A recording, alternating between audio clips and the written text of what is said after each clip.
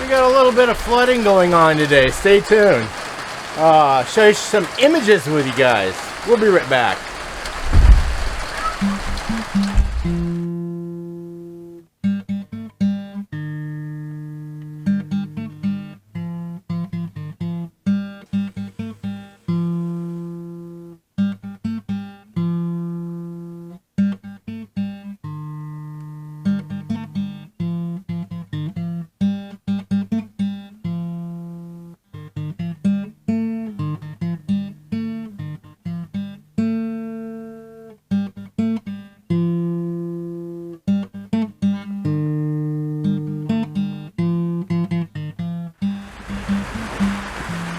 Hello, welcome back to Pine Meadows Hobby Farm. I'm your host, Jerry Hansen. Yeah, it's a little bit noisy in here. I have to take shelter in the greenhouse. I actually have to get the food ready to feed the animals this morning and spend some time with my chicks. This rainstorm comes on top of a bunch of snowfall. And there's an interesting story I want to share with you guys about what happened in, I believe it was 1891 in our area when we had heavy snowfall, like 8 feet of it, and then we had heavy rains, 40 days of it. So while I'm getting the food prepared, I'll go ahead and let you guys check out these images from around the homestead today on all this rain we're getting.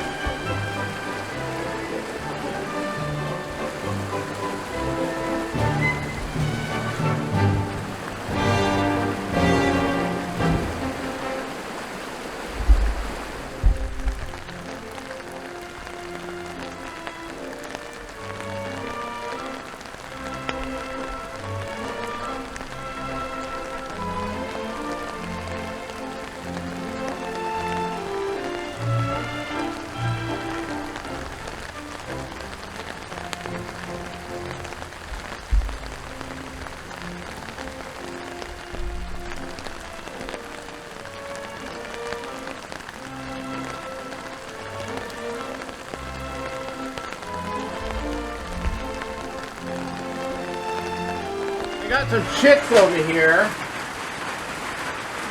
Hey, buddy. Hi. I'm going to give them some space to run here on the worm bin. Let me put them over here.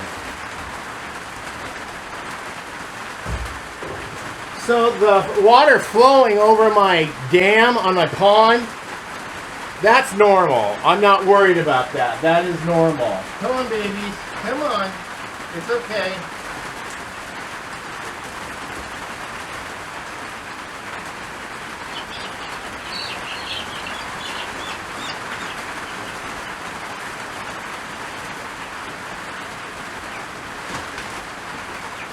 You want some worms? Here you go.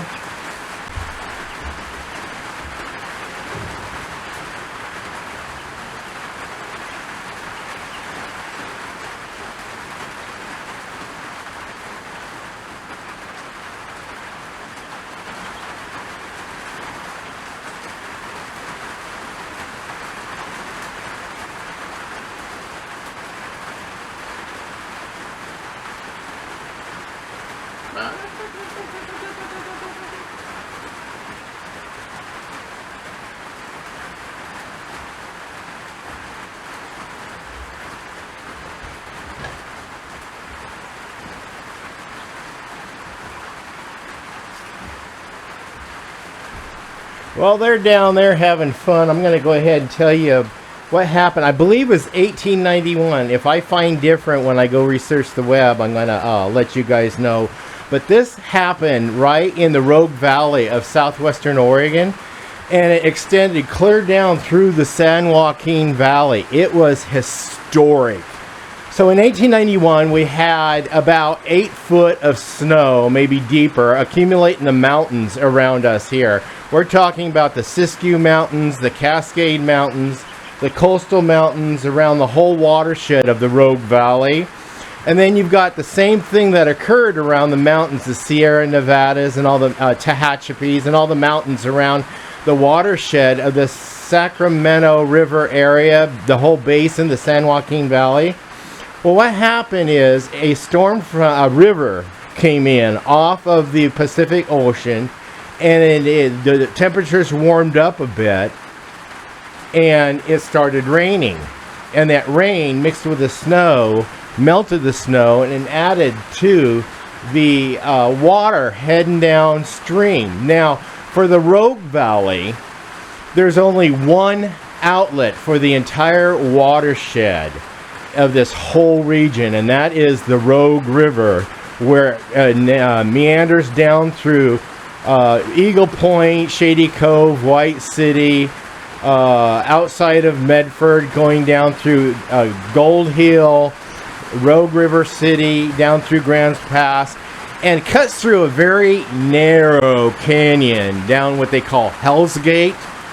They filmed a couple of TV shows down there on Hell's Gate. Gunsmoke was one of them. Anyway, as they navigated through there, it spills out into the Pacific Ocean at Gold Beach. Well, with Hell's Gate being a very narrow gorge, that's the only outlet for the Rogue River. And it can only accommodate just so much water. Well, when you have this huge watershed of the Rogue Valley, all that rain coming down, all that water coming down, pouring out, of course, that gorge only allows so much water to go through. What happens next is the water starts backing up. In essence, the Rogue Valley became an inland sea. Now, this is way back before Medford and Central Points were pretty much established as communities, but Jacksonville, Oregon was the county seat and the city center for the entire region.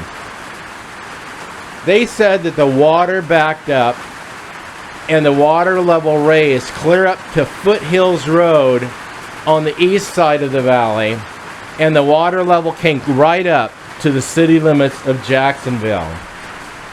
Some people lost their pigs that they drowned in the flood. Some cows drowned. So that was the effects of this region. Now the effects of the Sand-Walking Valley was something a little bit more on a larger scale. Now the Sacramento River, I understand, is the only outlet for the entire San Joaquin Basin.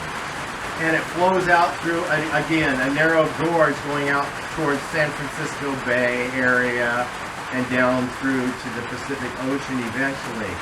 Well, with so much water in such a large area of water coming down, a huge watershed, it rained 40 days and 40 nights. It was biblical, people. It was biblical. Well, the same thing happened to the San Joaquin Valley as it happened to the Rogue Valley in Oregon.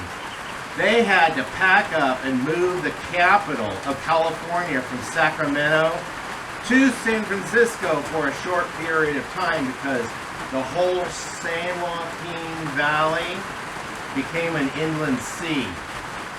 Yes, it was an inland sea. I believe it was 1891. If I'm incorrect on that date, I'll post the correct date right here so you guys can see the accuracy of that story. I heard the story from a college professor, Leon Hunsaker. You guys might know the name. He was famous weathercaster. I used to be a weathercaster here in local Medford, Oregon. And then he retired up in Merlin, Oregon, not too far from my farm. Now, he used to teach the weather up at the university in Ashland, so he was a college professor. Him and another guy got together, and they did some research about this 1891 event. And they went to a big hydrology conference down in, I believe it was Oakland Bay area, and delivered their findings down there. Of course, everybody was skeptical about their research and their findings, and come to find out it was factually true because some of that stuff actually hit the newspapers and made the reports. So this flooding, we live in the headwaters, we live up in the mountains, so all this flooding is minor. So at the beginning of the film, you saw me come in and introduce myself. I had that umbrella and my galoshes on. That's interesting about that umbrella and these boots I'm wearing. I mentioned it in a previous episode that these boots were a gift to me by Marty Rainey, the star of the internationally hit TV show Homestead Rescue. We filmed for about 2-3 weeks. We filmed here to a episode of Homestead Rescue, and we have since been in 5 film projects with Marty Rainey and the company. Now, so Marty Rainey gifted me his boots because he saw my boots were literally falling apart. Now, what a gentleman, what a gentleman. Now, Marty came with a film crew from Raw TV out of London, England. Yeah, the same TV production company that does Gold Rush. Yes, they also do Storage Wars and other things. Well, they left the umbrella. It wasn't a prop. It was just one of the things that they used, and they left it behind. So I inherited one of the tools from Raw TV. The chicks are actually in my worm bin. And if you look over here, a worm got curious, came out to see what was going on. Yeah, this side's all done. The worms have done their casting. They're all done. And then the chicks, I'll go ahead and start processing this side and get the worms to navigate over here. But in the meantime, the chicks can get used to the dirt and little bugs and the green grass that's growing in there. Yes. Look how they're not afraid of me. I think they're getting cold though. They're starting to cry. I'm going to put them back under the heat lamp.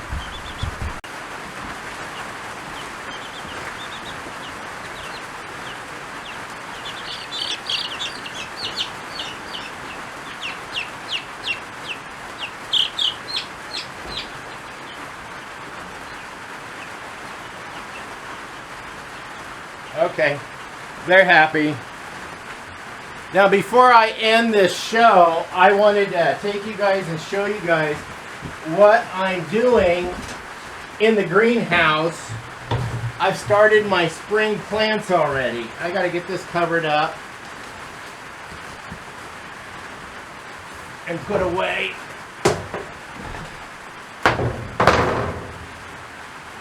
Over here I planted some mums from some seeds I saved back from last year. Here's a tray of collards. I've never had collards before, at least I don't think. But I'm going to grow those and plant those out in the greenhouse, or out in the garden at the end of March. And then I've got some Swiss chard, rainbow Swiss chard. And then over here I got some tomatillos. I've got some sprouting already. Here I have fennel. I don't see fennel coming up. Back here I have honeydew melons that are poking up now. And then over here I have Hale's Best melon that is not coming up. And then these plants I got on sale. I had to move them out to the greenhouse because I just wasn't getting enough light for them in the house. But they're getting plenty of light out here in the greenhouse. Back here I've got broccoli sprouting. Green peppers are not coming up yet. Tomatoes are coming up. These are Roma tomatoes. And then I have rainbow tomatoes that are just now starting to come up. Here I have loofah that I planted, but none of it's sprouted yet. I do have dill sprouting. Basil is not sprouting yet. I have summer squash that is sprouting. Pumpkin. This is a fairy tale pumpkin. This is the small pumpkin. Zucchini, golden zucchini is not coming up yet, but I do have cabbage and round zucchini that is coming up. Here I've started onion seed. And in this one I've got peas growing. I just planted these yesterday. Those other ones I planted last week. And then I got pickling cucumbers that I planted with the peas. And these are, I got them all started, so I'm going to get a lot of cucumbers. I'm waiting for those. And then up there, I have bush beans. Well, anyway, I got to go feed the animals. I want to thank you guys for sharing this adventure with me and listening to my story that I discovered from an old neighbor of mine who did the research on these epic floodings from 1891. Yeah, you can check out that. I think that a little bit of the history on that is on the internet now, so you can validate it. Anyway, I'm your host, Jerry Hansen. This is Pine Meadows Hobby Farm, a frugal homestead tucked high in the Cascade Ranges, up out of the flooding. Well, I've got a little localized flooding here, though, but stay tuned to more videos. You can do that by subscribing, clicking that bell icon that alerts you to new videos as I upload them. Give us a thumbs up. Share my videos. We'll see you guys in a new adventure. Bye-bye now.